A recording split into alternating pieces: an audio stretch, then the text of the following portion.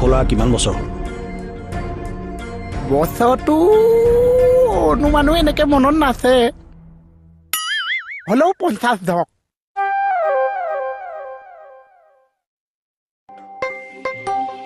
50 বছৰ? 50 বছৰ নাই হোৱা নেকি? 50 নহ'লেও 60 বা 65 বছৰ হৈছে